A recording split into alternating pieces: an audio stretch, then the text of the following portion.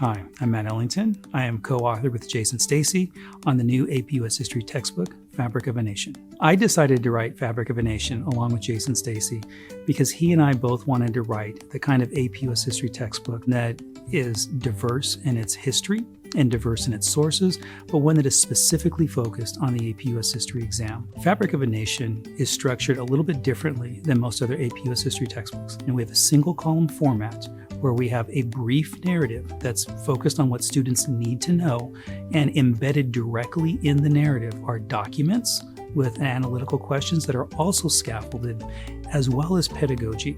Early on, there's a lot of pedagogy in periods 1, 2, and 3 as we are introducing new concepts and new skills to students.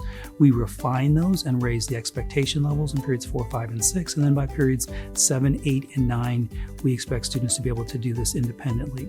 One feature I think that makes Fabric of a Nation unique is that it not only follows the 9 time periods that College Board has in the course and exam description, but we've also followed a modular approach. Whereas many textbooks divide a period into 2, 3, or 4 large chapters, we've broken it down into much smaller bite-sized pieces. Most of our periods have about 10 modules, which happens to line up very nicely with the unit structure in the course and exam description from College Board. One additional feature of our narrative is that, unlike other textbooks, both the pedagogy and the documents are embedded directly into the narrative. So in a way, the documents help tell the story. They're not off to the side for students to skip. They're a main part of the text. And the same thing with the pedagogy. It's not off to the side.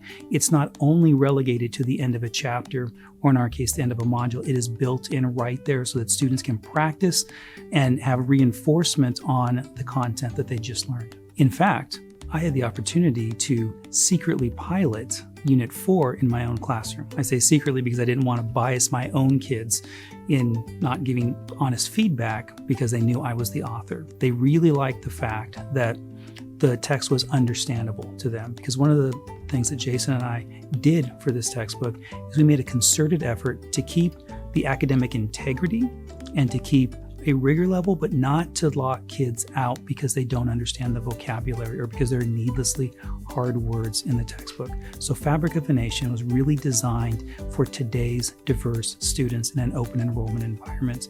And from my own personal testing in my classroom, I'm quite confident that it's going to be very successful.